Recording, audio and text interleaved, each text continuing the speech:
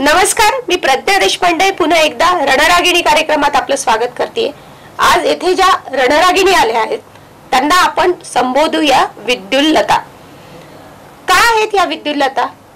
एखादा पुरुष जेव्हा सरसर खांबावर चढतो आणि विजेची कामं लीलया करतो त्यावेळेस त्याचं कोणी कौतुक करत नाही, आणि हीच कामं एखादी महिला ज्यावेळेस पूर्ण क्षमतेने करते त्यावेळेस तिला विद्युल्लता संबोधण्याऐवजी काय ही बाई खांबावर चढली आहे, पुरुषाची बरोबरी करायची आहे काहीला, अशी एक टेहळणी केली जाते। परंतु अनेक दिवसांपासून टेक्निशियन खांबावर चढून विजेची कामं लीलया करणाऱ्या काही महिला इथे आहेत। विद्युत विभागामध्ये महावितरणमध्ये केवळ अधिकारी इंजिनियर म्हणून महिला नाही आहेत, तर फील्डवर जाऊन विद्युत दुरुस्तीची कामं, त्याबरोबरच वसुलीची कामं, त्याबरोबरच अनेक आव्हानं पेलणाऱ्याही अनेक जणी आज या क्षेत्रामध्ये उतरल्या आहेत। त्यांची ओळख आपल्याला फारशी नाही, अशा काही रणरागिणी, अशा काही विद्युल्लता आज आपल्या बरोबर आलेल्या आहेत। त्यांचा आपण सुरुवातीला परिचय करून घेऊया। आपण इथे ज्या बोलवल्या आहेत त्यांना बोलवताना त्यांच्यामध्ये एक अधिकारी आहे आणि दोन ज्या आहेत त्या टेक्निशियन आहेत, ज्यांना आपण लाईनमन असं आपल्या बोलीभाषेत समजवतो। तर आपण पहिल्यांदा परिचय करून घेऊया वसुधा औंडेकर या मॅडमचा। नमस्कार। या औरंगाबाद विभागामध्ये अभियंता या पदावर कार्यरत आहेत। त्यांनी विद्युत अभियांत्रिकी क्षेत्रामध्ये पदवी घेतलेली आहे। फील्डवर जाऊन लाईन कापण्यापासून ते मोठ्या मोठ्या दुरुस्त्या करण्यापर्यंत त्या काम करतात। त्याबरोबर आपल्या सोबत आहेत पंचफुला कोटनाग या लाईनमन आहेत। मुख्य म्हणजे खेड्यापाड्यामध्ये जाऊन या विद्युत दुरुस्तीचं काम करतात, आणि सगळ्यात महत्वाचं म्हणजे किनवट सारख्या आदिवासी नक्षलग्रस्त एरियामधनं या पुढे आल्यात। त्यांचं आव्हान हे खूप वेगळं आहे। त्यांच्याशी गप्पा मारताना आपल्याला ते जाणून घेता येईल की त्यांनी हे सगळं आव्हान कसं पेललं आहे। त्यानंतर आपल्या सोबत आहेत आशा बनकर, या सुद्धा लाईनमन आहेत।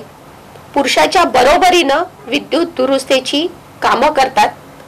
त्यांनी या क्षेत्रामध्ये ज्यावेळेस पाऊल टाकलं त्यावेळेस त्यांची कौटुंबिक पार्श्वभूमी खूप वेगळी होती, परंतु या सगळ्या आव्हानांना पेलत त्यांच्यावर मात करत आज पुरुषाच्या बरोबरीनं त्या उभ्या आहेत। या तिन्ही ज्या विद्युल्लता आपल्या सोबत आल्यात त्यांनी आपापल्या क्षेत्रामध्ये आपलं स्वतःचं स्थान निर्माण केले। त्यासाठी त्यांना कोणता संघर्ष करावा लागला, त्यासाठी त्यांनी कोणत्या कोणत्या अडचणींवर मात केली, आता आपण हे पाहणार आहोत। आपण सुरुवातीला वसुधा मॅडम बरोबर गप्पा मारू। वसुधा मॅडम, तुम्ही या आमच्या कार्यक्रमात आलात त्याबद्दल तुमचे धन्यवाद आणि स्वागत। थँक्यू। आशा मॅडम, तुमचेही स्वागत, आणि पंचफुला मॅडम तुमचंही स्वागत। खरं खूप कौतुक आहे आमच्या सारख्यांसाठी, तर तुम्ही खरं प्रेरणादायी आहात। मॅडम, मला हे विचारायचंय की अभियांत्रिकी, विद्युत अभियांत्रिकी हे क्षेत्र जे आहे ते साधारण नेहमीप्रमाणे पुरुषांच्या बरोबरीचं किंवा पुरुषांचं क्षेत्र असं समजलं जातं। तुम्ही ज्यावेळेस आलात त्यावेळेस या क्षेत्रामध्ये येताना तुमच्या मनातल्या काय भावना होत्या? तुम्हाला या क्षेत्रामध्ये येण्यासाठी प्रवृत्त कोणी केलं हे मला जाणून घ्यायचं। त्यासाठी थोडीशी पार्श्वभूमी, माझी कौटुंबिक पार्श्वभूमी त्याला साजेशीच होते की माझे वडील पण महावितरणमध्ये सेवेत होते, माझे सासरे पण MSEB मध्ये होते। त्याच्यामुळे माझ्या मनामध्ये MSEB किंवा महावितरण विषयीच्या सर्व कॉन्सेप्ट्स आणि त्याच्या कामाचं स्वरूप मला असं म्हणू शकता की बऱ्यापैकी माहिती होतं। आणि त्या सगळ्या पार्श्वभूमीनंतर MSEBची नोकरी करणं, महावितरणमध्ये नोकरी करणं हे मानाचं समजलं जातं। त्याबरोबरीने आज पुरुषांच्या बरोबरीने आपण फील्डवरचे किंवा कार्यालयीन कामं पण व्यवस्थितरित्या त्यांचा आपण निपटारा करू शकू, आपल्या कामाला न्याय देऊ शकू अशी मला खात्री होती, आणि त्यामुळे मग मी ह्या क्षेत्रामध्ये येण्याचं ठरवलं। आणि आज मी माझ्या क्षेत्रामध्ये चांगल्या प्रकारे काम करते किंवा त्याला मी चांगल्या प्रकारे न्याय देते असं म्हणू शकता। त्याच्यामुळे एक फील्डवर काम करताना जो सगळ्या प्रकारची मानसिक स्थिती होती तर ती माझी बऱ्यापैकी तयार होती असं म्हणू शकता तुम्ही। त्यामुळे मला असा विशेष काही अडचण आलेली नाही आणि मी माझं काम करू शकले। परंतु म्हणजे टेक्निकल जे विंग आहे तुमची, त्यामध्येच तुम्हाला काय यावं लागलं? कारण विद्युत महावितरणची अनेकही विभाग आहेत, त्यामध्ये जाण्याऐवजी तुम्ही ह्या टेक्निकल विभागामध्ये की जिथं रोज विजेशी खेळ किंवा विजेशी संबंध येतो अशा ह्याच्यामध्ये तुम्ही का आलात? कारण की महावितरणचं जे आमचं बेसिक मोटो आहे की सर्व ग्राहकांना चांगल्या प्रकारे व्यवस्थित योग्य दाबाने वीज देणे, यामध्ये फील्डवर काम करताना तुम्ही खूप चांगल्या प्रकारे तुमची जबाबदारी निभावू शकता. कार्यालयीन कामामध्ये पण आहे, पण फील्डवर करताना काय होतं की आम्ही ॲक्च्युली प्रत्येक प्रकारच्या फील्डवरच्या कामांचा अनुभव घेऊ शकतो. त्यामुळे फील्डवर काम करताना मला कुठल्याही प्रकारचं वावगं पण आलं नाही, त्यामुळे मी ते करू शकले व्यवस्थित. आपण पंचफुलाताईंकडे वळूया. पंचफुलाताई या खरं किनवट मधल्या आदिवासी क्षेत्रामधनं आलेल्या, जिथे मुलींचं शिक्षणच काय, मुलींचे घराच्या बाहेर पडणं ही खूप अवघड असतं. अशा परिस्थितीत पंचफुलाताई, तुम्ही ज्यावेळेस किनवट सारख्या आदिवासी भागातून बाहेर पडलात, शिकायचं ठरवलं, तेव्हा तुमच्या आई बाबांची काय प्रतिक्रिया होती हो? की मुलीला काय करायचं शिकवून, कुठं जाऊन नोकरी करणारे, असं काही तुम्हाला झालं नाही ना घरी? झालं ना, म्हणजे पहिलेच माझे आई वडील नाहीतच. आजी आजोबांनी मजुरी करून, मोलमजुरी करून आम्हाला लहानाचं मोठं केलं. आम्ही दोघी बहिणी आहोत. तर लहानपणापासून म्हणजे खाय प्यायला भेटत नव्हतं आजी आजोबांना, आणि मी दुसऱ्यांच्या घरी कामं मोलमजुरी करून पोट भरून मी शिक्षण घेत होते. शिक्षण घेत असतानाही मला बरंच शिक्षक लोकांचे सहकार्य भेटायचे, वह्या घेऊन द्यायचे, पेन घेऊन द्यायचे. मग त्याच्यातून मी वरी आणि 4थी पर्यंत गावात शिकले. नंतर समोर दुसऱ्या गावी शिकायचं होतं, तरी तिथेही अडथळा म्हणजे आजी आजोबांना वाटू लागलं होतं की आम्ही उपाशी राहू, पण मुलींना शिकवा. स्वतःच्या पोराला चिमटा घेऊन आम्हाला शिकवलं. उद्या कुठं जाईल तर तिला लिहिता तरी निदान वाचता तरी पोस्टर, एक बस कोणीकडे चाललं की गाव कोणतं आहे असं शिकवलं. आणि माझी इच्छा खूपच होती, एक ना एक काहीतरी नोकरी करेन, नाही तर काहीतरी हिमतीनं स्वतः मी जगेन असं माझं होतं. नंतर पुढे 10वी झालं. 10वीवर पहिला नंबर माझाच आलता 10वीतही. आणि 10वी झाल्यावर पुढेच माझे लग्न झालेत आणि ते झालं आंध्रात दिलेत गरीब. आणि आजोबांना काय वाटलं की 2 हाताचे 4 हात करा, बाई आता मोठी झाली, त्यांची जबाबदारी पूर्ण आपण मोकळे होतो. तरी तिथेही काय संवास मला चांगलं भेटलंच नाही संसार. नंतर मग जिद्दीने मी काय केले, स्वतःच्या पायावर शिकेन. आयटीचे शिक्षक लोक आलते घरापर्यंत, म्हणजे पंचफुला शिकलेली आहे, तिनं 10वी पास. आणि मग आयटीत गेलं तर मी भीत जायचो, म्हणजे कसं बोलावं काही म्हणजे माहितीच नव्हतं.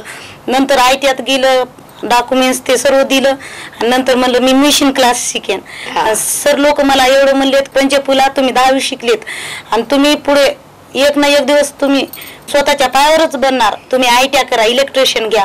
मी म्हणायची इंग्लिश येत नाही मला, मराठी आमची भाषा असल्यामुळे मला मराठी बोलता येत नाही, म्हणजे उच्चारच होत नाही, जोड्या अक्षर असे. तरी आयट्या शिकलेत. आणि लोक म्हणायचे मुलगी असून, एवढं श्रीमंताचे मुलं मुली असून ते शिकत नाहीत, आणि पोरगी असून लोकांच्या घरी भांडे धुणं मजुरी करून स्वतः करून तिनं आयट्या हिमतीनं शिकते. तरी मी म्हणायची मी स्वतःच्या पायावर जगेन.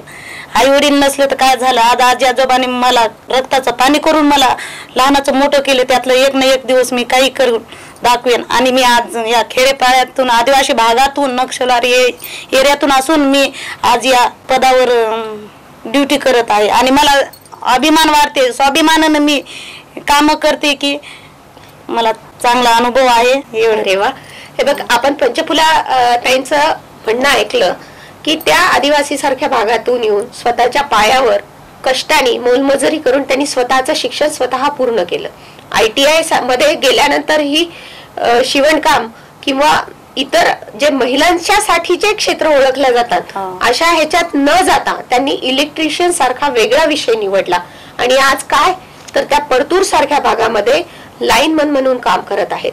एका महिलेची ही जिद्दीची गोष्ट आहे, आणि ही जिद्दीची गोष्ट प्रत्येक महिलेला प्रेरणादायी ठरू शकते.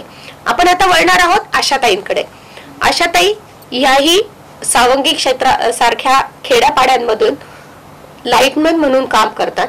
आशाताई, तुम्ही मूळच्या औरंगाबादच्या? हो. कुठे राहता? सिडको. सिडको मध्ये. तुम्ही या MSCB मध्ये तुमची नोकरी कशी सुरू झाली हे सांगा जरा. अनुकंप. हा. माझी सुरुवातीची म्हणजे अनुकंप मिस्टरांच्या जागेवर लागलेली आणि त्याच्यानंतर समजा MSCB मध्ये डॉक्युमेंट जमा केल्यावर मला ITI ऑर्डर मिळाली. 51 आठवड्याचा मी ITI केला. तिथं ITI मध्ये गेल्यावर मला सगळं म्हणजे असं दुःखच आठवत होतं कारण मिस्टरांच्या जागेवर लागली होती. नंतर मग मी ती एक्झाम दिली. तिथं मला 89% मार्क मिळाले आणि नंतर मग माझी ऑर्डर निघली टेक्निशियन म्हणून. आता टेक्निशियन म्हटल्यावर घरच्यांना पण थोडंसं हे वाटतं टेक्निशियन वायरमन म्हणून काय करायचं आता हिने. घरचे म्हणत होते हिने साफसफाई करावा, असं करावं तसं करावं. पण मी जिद्द ठेवली. मी परत 11वीला ॲडमिशन घेतलं. परत ग्रॅज्युएशन कंप्लीट करून नंतर मला 2011 मध्ये ऑर्डर मिळाली टेक्निशियनची. मग मी सुरुवातीला दौलताबाद येथे जॉईन झाले. तिथे जॉईन झाले तर तिथलं काम पाहून मला थोडंसं म्हणजे सहानुभूती वाटली. आता आपल्याला एकच काम करणं आहे आता टेक्निशियनचंच. मग मी तिथं गेल्यावर त्या कामामध्ये समजा लाईन स्टाफसोबत फिरायची. मग कामाचा एक्सपिरियन्स आला. आता भरपूर समजा हे करत आहे. एक छान मराठी कविता आहे बघा. भोगले मी दुःख त्याला सुख मनावे लागले, एवढे मी भोगले की भोगले मी दुःख ज्याला सुख मनावे लागले, एवढे मी भोगले की मज हसावे लागले. खरं आशाताईंची जेव्हा आपण जीवन कहाणी पाहतो त्यावेळेस या कवितेच्या ओळी त्यांच्यावर किती चपकल बसतात हे दिसतं. पतीच्या मृत्यूनंतर अनुकंपा तत्वावर कुठेतरी शिपायाची नोकरी मिळेल अशी अपेक्षा यांच्या घरच्यांनी धरली होती आणि त्यातून त्यांनी महावितरणमध्ये प्रवेश मिळवला. इथं आल्यावर त्यांच्या समोर मोठं आव्हान होतं टेक्निशियन होण्याचं. कुठे शिपाई पद आणि कुठे टेक्निशियन. त्या जिद्दीनं उभा राहिल्या. टेक्निशियन म्हणून आज त्या पूर्ण क्षमतेने सावंगी सारख्या परिसरामध्ये काम करत आहेत. एक महिला स्वतःचं दुःख विसरून स्वतःलाच सिद्ध करण्यासाठी ज्यावेळेस बाहेर पडते त्यावेळेस ती समोरचे कुठलेही अडथळे कधी बघत नाही हे खरं आशाताईंनी दाखवून दिलंय आणि महावितरणनी त्यांना ही संधी उपलब्ध करून दिली आहे. एक महिला म्हणून केवळ शिपाई किंवा इतर कारकुनी पदावर त्यांची अनुकंपा तत्वावर नेमणूक न करता त्यांना ही आव्हान दिलं. आयुष्याचं आव्हान आणि कामाचं आव्हान खरं आशाताई तुम्ही खूप छान पद्धतीनं पेलताय. आपण याकडे वळू की आता तुम्ही प्रत्यक्ष फील्डवर जाता. पंचफुलाताई तुम्ही पण फील्डवर काम करता. प्रत्यक्ष फील्डवर काम करताना जेव्हा आपण खांबावर चढतो आणि एखादी हाय टेन्शनची वायर जोडत असतो त्यावेळेस कधी आपला मुलगा घरी आहे, आपल्या जीवाला इथं धोका आहे, माझ्या माघारी कसं होईल घरच्यांचं, असे कधी विचार येत नाहीत का हो? हे खरं सर्वसामान्य महिलांचे विचार असतात. इथं ते काम सर्व सोडून एकाग्रतेने आम्ही काम करतो पूर्ण इच्छेने. ज्यावेळेस हाय टेन्शनचा वायर जोडायची वेळ येते त्यावेळेस तुमचा मधला टेक्निशियन कसा जागा होतो हे सांगा मला. तुम्ही कसं ते पेलता, कसं पुढे जाता. खरं कौतुकाची गोष्ट आहे. हे आव्हानाचं काम आहे. किती टेन्शन आले, किती अडथळे आले, कोणी काही बोललं तरी लक्ष न देता पूर्ण केंद्रित करून आम्ही काम करतो.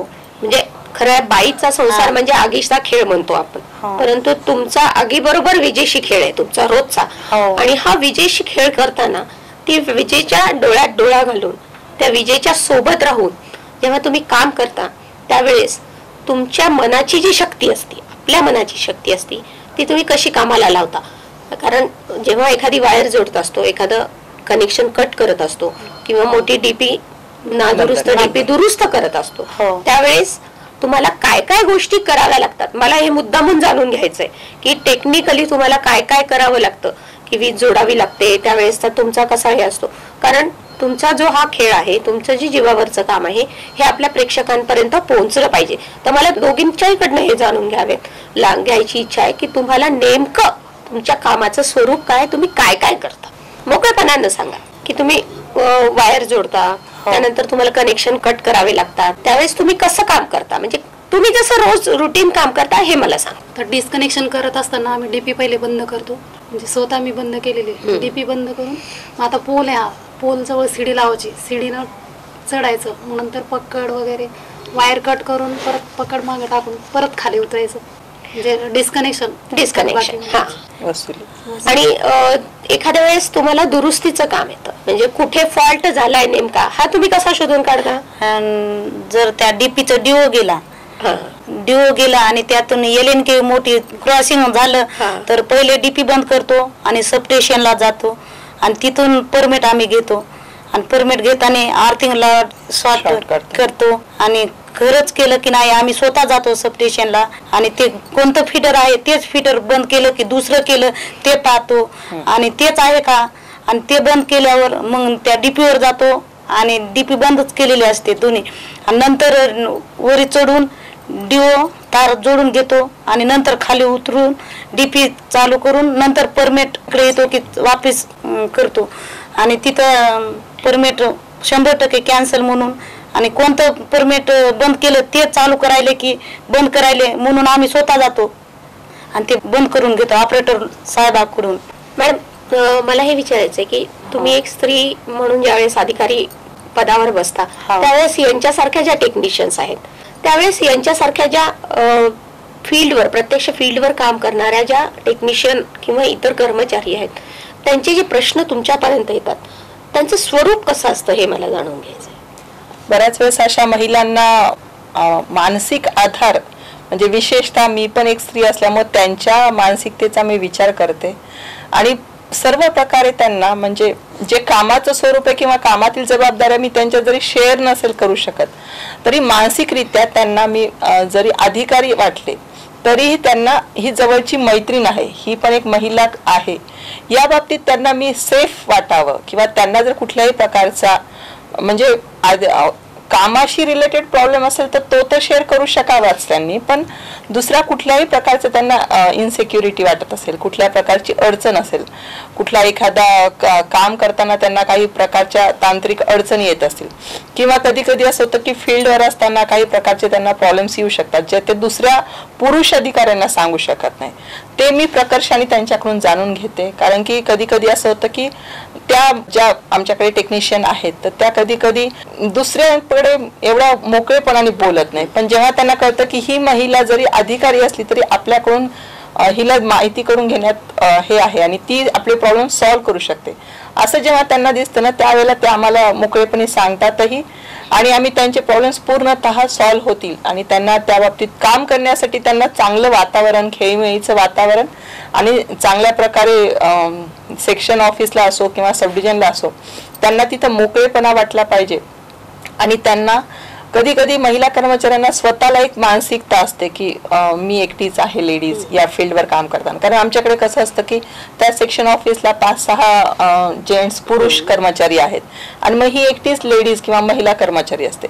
अशा वेळेला तिला की तू एकटी जरी फिजिकली एकटी असलीस तरी आम्ही तुझ्या सोबत आहोत हा विश्वास मी प्रत्येक वेळेस माझ्या संपर्कात येणाऱ्या प्रत्येक महिला कर्मचाऱ्याला आणि विशेषतः फील्डवर काम करणाऱ्या महिला कर्मचाऱ्यांना आवर्जून देते. आणि काय होतं की प्रत्येक कर्मचाऱ्याची मानसिकता त्याच्यामुळे उंचावली जाते आणि विशेषतः महिला कर्मचाऱ्यांच्या बाबतीत असं माझं स्वतःच ऑब्झर्वेशन आहे की त्या एकदा घरातून आलं ना की ते 100% कामाला डिव्होटेड असतात, तर त्यामुळे मग ह्या महिला कर्मचारी चांगल्या रीतीने काम करू शकतात आणि परिणामरित्या काय होतं की त्यांची एफिशियन्सी वाढते आणि त्यामुळे आमच्या कंपनीला पण त्याचा डेफिनेटली फायदा होतो. अशातही पुरुषांबरोबर काम करताना कधी पुरुषांच्या प्रतिक्रिया ज्या येतात त्या कशा स्वरूपाच्या असतात हो, की बाई खांबावर चढतीये, बाई विद्युत दुरुस्ती करतीये, वायर ओढतीये, कट करतीये, तेवढ्याच सक्षमतेने जाऊन वसुली करतीये. कधी पुरुषांच्या काय तुम्हाला अनुभव आले, काय प्रतिक्रिया आल्या तुमच्या काम करताना मोकळेपणानं सांगा. कधी चांगल्या आल्या असतील, कधी वाईटही आल्या असतील. वाईट तर आलेच नाही माझ्या याच्यामध्ये, चांगलेच अनुभव आले. तुमच्या सोबत काम करणारे जे आहेत ते कधी असं तुम्हाला दिलासा देतात का, नाही आम्ही आहोत, तुम्ही करा, एकदम न घाबरता करा, असं सुरुवातीला तर तुम्हाला सगळ्यांनी सहकार्य केलंच असेल, काय अनुभव होता, एखादा अनुभव सांगा ना तुमचा आम्हाला. सुरुवातीला म्हणजे सगळे लाईन स्टॉप असताना माझा पहिलाच अनुभव आहे. म्हणजे आता एखाद्या खेड्यागावात जायचं वसुलीला, समजा तिथं जाऊन मी नुसती उभा राहिली अशी, आता आपण काय करणार आहे या लोकांसोबत. मग ते समजा त्यांनी मला सांगितलं मॅडम आपल्याला बिलं वाटून त्यांच्याकडून आपल्याला पैसे भरून घ्यायचे. मग पैसे भरून न घेता समजा आता एखादा ग्राहक खूपच हे राहतो ना, भरतच नाही पैसे, मग पैसे भरून घेतलं, पैसे नाही दिले तर आम्ही डिस्कनेक्शन करतो.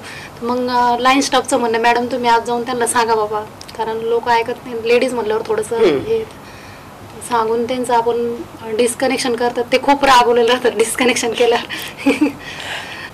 पहिला अनुभव तो हे समजा मी इतकी घाबरली होती, म्हणलं आता आपल्याला हे लोक काहीतरी मारतात किंवा काय करतात, भीती वाटली ती मला खूप. पंचफुलं ते तुमचा काय अनुभव होता? नाठाळ लोक असतात खेड्यामधले खूप, वसुली करताना. आता सोबत माझ्यासोबत लाईनमॅन लोक 10-12 आहेत आणि मी एकलीच. त्यांच्या सोबत मी नवीन जायचो काम करताना. वसुली कसं करायचं, चला मॅडम पुढे, लेडीज म्हणल्यावर थोडं धाकच पडतो. लाईनमॅन म्हणलं की बोलतात म्हणे, आणि तुम्ही बाई असो जेंट्स म्हणजे तुम्ही बोला. लाईट बिल आणि ते आपलं वीज वापरून उलट बिल भरत नाही वर्षानुवर्ष, आणि आपलं फुकटच वीज चोरी जावा का, त्यात आळा घालावा म्हणून आम्ही टीमच जातो. आणि नंतर मग दरवाजा वाजून पैसे भरा, आज नाही भरलं तर उद्या भरा, कधी भरता असं आम्ही त्यांना सांगतो. आणि लाईट शिवाय कोणतं काम होणार नाही, लाईट शिवाय पर्यायच नाही दुसरं. आपल्याला अन्न वस्त्र निवारा आणि एक दुसरं म्हणलं की चौथं लाईट वीज. हो मॅडम भरतो तुम्ही आलेत म्हणून असं म्हणायचे, ते भरायचे. आणि या वेळेस तर मी टेक्निशियन असल्यामुळे स्वतः मी हँडल करते, स्वतः मी कोणाला न घाबरता न लाईनमॅनचं मदत मागता मी एकलीच जाते, वसुली करते, डिस्कनेक्शन करते स्वतः. असं खंबीर की मी लाईनमॅन आहे. लोक असं म्हणतात की लाईनमॅन मॅडम आहेत आले, नमस्कार, लहान मोठे एक असतात बघणारे बी ऐकणारे की त्यांना भाऊ म्हणूनच बोलायचं समोर. त्यांनी किती कोणत्याही दृष्टीने पाहिलं, कोणत्या नात्याने बघितलं तरी भाऊ असं भाऊ तसं लाईनशी बोलायचं. आणि कोणी असे धावून बी आले तर मॅडम काय करतात, मॅडम असून काय काम करतात, मॅडमचं काय एवढं मोठं म्हणजे पगार पाणी असून मॅडमचं काय एवढं बोलणं, बाई माणूस असून माणसांचे काम करते स्वतः हँडल. तुम्ही दिलेत का नोकरी, मी स्वतःच्या पायावर आहे म्हणलं, कोणाच्या याच्यावर नाही म्हणलं, कमाई करते म्हणजे काम करते तर मला मजुरी भेटतेच ना म्हणलं. का तुम्ही का बोलता असं, तुम्हाला काय अडतं ना असं. म्हणजे त्याने समोरचं बोललं की मी बोलते म्हणजे नाही बोलायचं. कधी कधी मला असं आलेत की आम्ही या कार्यकर्त्याचे आहेत, आम्ही त्या कार्यकर्त्याचे, आम्ही इथं सांगू तिथं सांगू, तुम्हाला काढून टाकू ड्युटीहून न घाबरता. पहिले मला वाटू लागलेच म्हणजे ड्युटीहून काढलं तर आपण कसं करावं, एक तर आपण म्हणजे या भागातून आले, कोणतं काय करावं, एक तर ड्युटी लागली, कोणता अनुभव माहीत नव्हतं. पण असं नोकरीत आले सर लोक मॅडम लोक समजून सांगायची म्हणजे काम असं करायचं मॅडम. कोणी आलं की धावून म्हणजे न बोलता चांगलं बोलायचं पद्धतशीर. आणि कोण चिडून आलं की त्याला सांगायचं असं ना असं बिल आलंय भरा तुम्ही वसुली करा. कोणी सांगायचं आम्ही याचेच त्याचं कट काम केलं, आम्ही याचे पिये त्याचे पिये असं दबाव आणायचे. मी म्हणायचे ते मंत्री लोक आहेत तर त्यांच्या इथं लाईट वापरतात, वीज जाते आणि त्यांनी का वीज बिल भरू नका म्हणून सांगतात का म्हणलं. असं म्हणजे साक्षात माझ्याशी झाले. कोणती मॅडम आहे तिचं नाव सांगा, गाव सांगा, पत्रकार आहे असं आमने सामने आलती. म्हणजे एवढे असताना मी त्या परतूर शहरामध्ये धीम म्हणजे माणसाच्या खांद्यावर खांदा देऊन मी हिंमतपणे मी काम केले.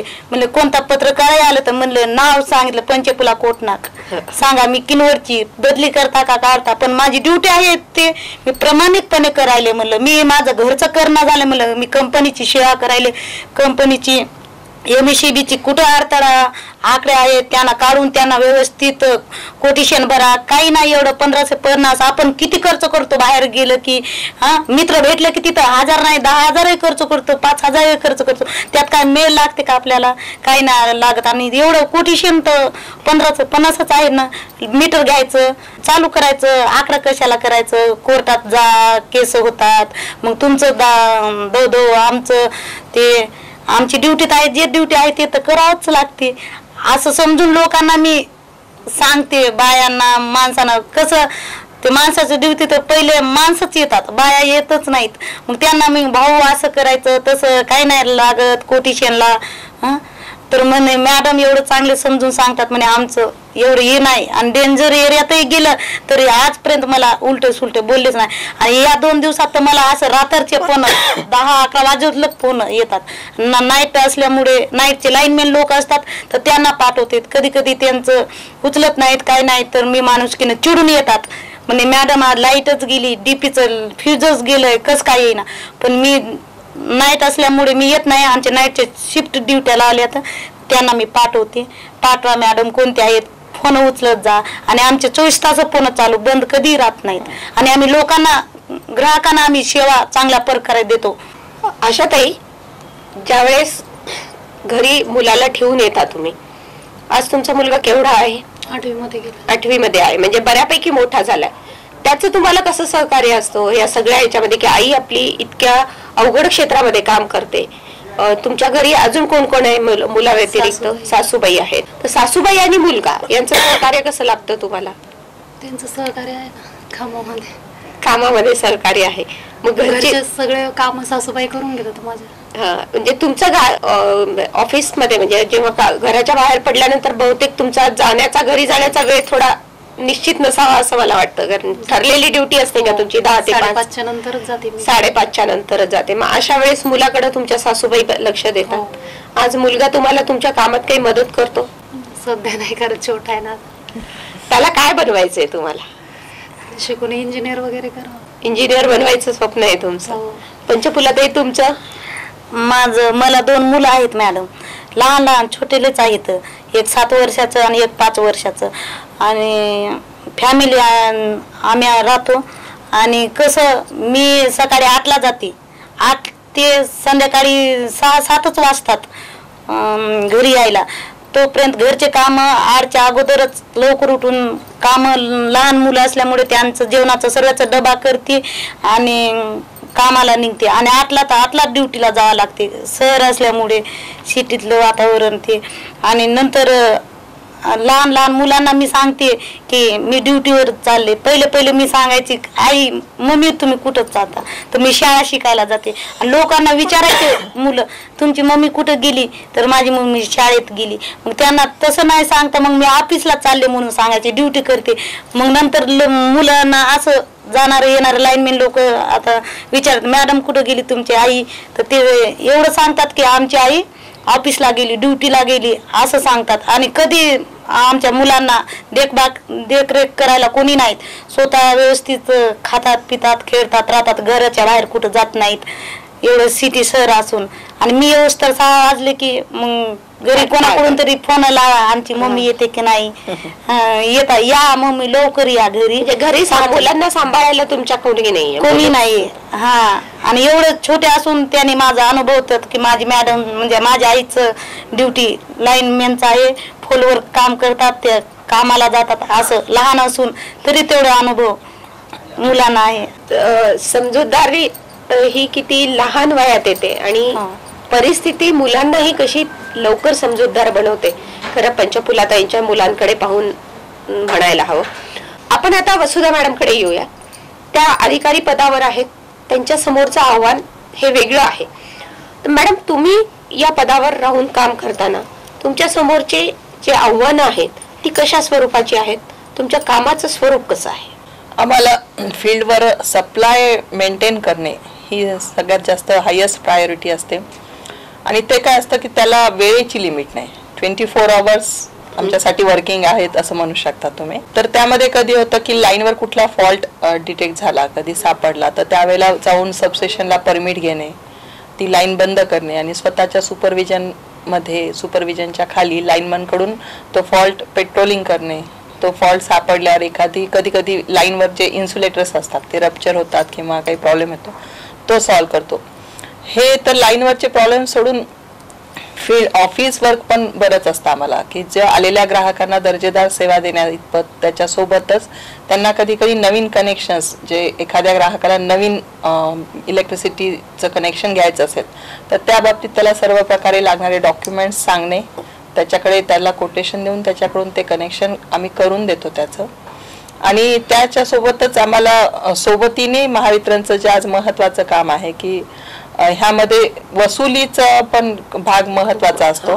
तर वसुलीमध्ये पण काय असतं की बरेच ग्राहक इथे विशेषतः मराठवाड्यात असं पाहिलं की 70 ते 80% ग्राहक बिल स्वतःहून भरत नाहीत, फक्त 25-30% पर्यंत ग्राहक स्वतःहून वीज बिल भरतात. मग अशा वेळेला आम्हाला त्या ग्राहकांपर्यंत पोहोचून त्यांच्याकडे जाऊन त्यांना कन्व्हिन्स करून त्यांच्याकडून ते बिल भरून घ्यावं लागतं. तर गरज पडल्यास आम्हाला त्यांची लाईट कट करावी लागते. मग अशा वेळेला आम्ही स्वतः साईटवर जातो, त्या ग्राहकांचा सप्लाय डिस्कनेक्ट करतो आणि मग त्यांची वसुली करून घेतो.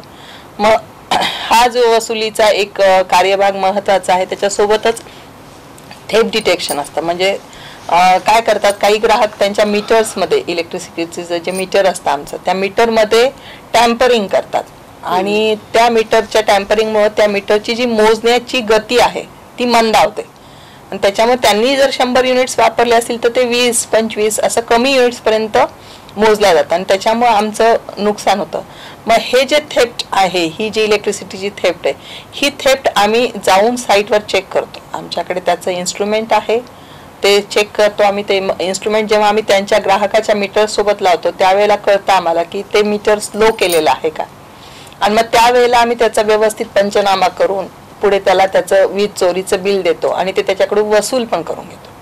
हे एक महत्त्वाचं आहे. ह्याच्यासोबतच यासोबत लागणाऱ्या म्हणजे ज्यावेळेस पावसाळा येतो त्यावेळेला मेंटेनन्सचा एक महत्त्वाचा आमचा भाग असतो. कारण की काय होतं की पाऊस आल्यानंतर आमच्या ज्या वीज वाहिन्या आहेत त्यात काही ब्रेकडाऊन्स होतात. मग ते सॉल्व करताना किंवा कधी कधी आम्ही प्रिव्हेंटिव्ह मेंटेनन्स म्हणतो त्याला, की ब्रेकडाऊन होण्यापूर्वीच आम्ही त्याचं प्रिव्हेन्शन करण्यासाठी आधी आमच्याकडून मेंटेनन्स करून घेतो आणि मग त्याच्या वेळेला सप्लाय बंद करून कुठल्याही प्रकारे विद्युत अपघात न होता सुरक्षिततेची सर्व साधने वापरून सबस्टेशन्स बंद करून कधी किंवा लाईन बंद करून पार्शली पार्शली आम्ही आउटेज घेतो आणि मग तो सप्लाय नंतर भविष्यात रिस्टोर्ड राहील किंवा प्रॉब्लेम येणार नाही अशा रीतीने त्याचा मेंटेनन्स करतो. हे आमचे महत्त्वाचे काम आहे. औरंगाबाद शहर एक मराठवाड्याची राजधानी किंवा इतकं मोठं शहर असताना तुमचा नेमकं कोणतं आव्हान, एक म्हणजे मी महिला अधिकारी म्हणून म्हणत नाही, परंतु अभियांत्रिकी, विद्युत अभियांत्रिकी क्षेत्रातल्या या ह्याच्यामधल्या एक महिला किंवा एक अधिकारी म्हणून तुमच्या समोर कधी उभं राहिलंय का आणि त्याला तुम्ही कसं फेस केलं? बऱ्याच वेळेस ग्राहक आम्हाला कोऑपरेट करतात, पण काही वेळेस ग्राहक हटवादीपणे किंवा कधी कधी त्यांचा पैसे न भरण्यासाठीचा जो हे असतो की नाही आम्ही पैसे भरणार नाही, तुम्ही काय करताय आम्ही बघतो. मग अशा वेळेला आम्ही पण आमच्या पूर्ण अधिकाऱ्यांचं आम्हाला सर्वांचं पाठबळ असतंच. आम्ही पण साईटवर पूर्णतः तिथे ठामपणे उभे राहतो आणि त्याच्याकडून ते वीज बिल करूनच घेतो. त्याच्यासाठी आम्हाला गरज पडली तर त्याचा सप्लाय कट करतो. पण काही ग्राहक मात्र आम्हाला खूप चांगल्या प्रकारे कोऑपरेट करतात. म्हणजे मी मुद्दाम तुम्हाला सांगते की सर्व ग्राहकांना किंवा सर्वसामान्य नागरिकांनाही माहिती होईल की सावंगीच्या रिमोट एरियातला एक ग्राहक होता आणि त्याला 39,000चं बिल आलेलं होतं आणि तो रिक्षावाला होता, एक साधा रिक्षावाला असल्यामुळे त्याला फार वाटत होतं की हे बिल माझं ॲबनॉर्मल आहे. पण त्याचं असं होतं की मी जेव्हा त्यांच्याकडे गेले, अप्रोच झाले, तर तो म्हणे मॅडम मैं बिल भरना चाहता हूँ, मला भरायचं आहे बिल, पण तुम्ही ते बिल मला व्यवस्थित करून द्या. म्हणजे त्याचा पण त्याचा असा प्रश्न होता की कोणत्याही स्टेजसाठी किंवा काही याच्यासाठी तो आमच्याकडे त्याला चक्रा मारणं जमत नव्हतं. म्हणजे त्याचं रोजंदारीवरचं पोट असल्यामुळे मग त्यावेळेला मी त्याला म्हणलं की तुम्ही काळजी करायची काहीही काम नाही. आम्ही त्याचं पूर्ण मीटर बदललं आणि पहिलं मीटर जे होतं ते फास्ट निघालं. कधी कधी असं होतं की मीटर एखाद्या वेळेस फास्ट निघतं किंवा त्याचं जे बिल असतं ते सेटल केल्यानंतर त्याचं 39,000चं बिल 700 ते 800 रुपये एवढं कमी झालं. आणि त्याच्यानंतर त्या पूर्ण प्रोसेसमध्ये त्या ग्राहकाला कुठल्याही प्रकारे आमच्या ऑफिसला चक्कर मारावी लागली की नाही किंवा काय. आणि तो मी त्याला फोनवरून फक्त आइडिया द्यायचे की आपका बिल हो रहा है का, मैं आपको बोल देती हूँ, आपको सिर्फ उसके लिए आपका रोजंदार बुडाने की या उसको छोड़ के यहाँ आने की जरूरत. आणि मला फार म्हणजे आमच्या नोकरीचा एक तुम्ही म्हणजे म्हणलं सुरुवातीला की तुम्हाला काय इथं जॉईन व्हावं वाटलं महावितरणमध्ये. कारण काय होतं मॅडम, नोकरी बाहेर सगळेच जण करतात, महावितरणच्या नोकरीमध्ये आम्हाला खूप मानसिक आणि आत्मिक समाधान भेटतं. म्हणजे आज समाजाच्या कुठल्या ना कुठल्या प्रत्येक घटकासाठी आम्ही उपयोगी पडतो. म्हणजे शेतकऱ्याला लवकरात लवकर कोटेशन देण्यासाठी असो किंवा जसं मी म्हणलं की हा रिक्षावाला होता, तो अगदी साध्या याच्यातून जेव्हा त्याचं बिल सेटल झालं आणि फक्त 700 ते 800 रुपये आलेलं बिल जेव्हा त्याने भरलं, तेव्हा त्याच्यात जे असे समाधानाचे, जे आनंदाचे आणि समाधानाचे अश्रू दिसले ना, ते मला पुढचे कित्येक वर्ष नोकरी करण्यासाठी ऊर्जा देतील. आणि हे ग्राहक असे असतात की हे कुठल्या प्रकारे आम्हाला दबाव आणत नाहीत, कुठल्या प्रकारे ते आम्हाला कोणत्या ओळखी पण सांगत नाहीत, पण त्यांना पण असं वाटतं की आपल्यावरही कुठल्या प्रकारची कटू कारवाई व्हायला नको. आणि मग त्यावेळेस असे कामं केल्यामुळे आम्हाला पुढचे काही ग्राहक जे दमदाटी करणारे असतात त्यांच्यासाठीची ऊर्जा आम्हाला इथूनच भेटते. नाठाळांच्या हाती माती म्हणतात. खरं या तिघी जणी महावितरण मध्ये ज्या वेगवेगळ्या पदांवर काम करतायत, त्यांचं जे आव्हान पेलतायत, त्यांना खरं आपल्याला कौतुक करावं असं वाटतं. आज या कार्यक्रमामध्ये आपण इथेच थांबणार आहोत. तत्पूर्वी या सर्व विद्युल्लता आणि या रणरागिणींना MCNचा हा सलाम. आपण इथेच थांबूया, पुन्हा भेटूया पुढच्या रणरागिणी कार्यक्रमात. धन्यवाद. धन्यवाद.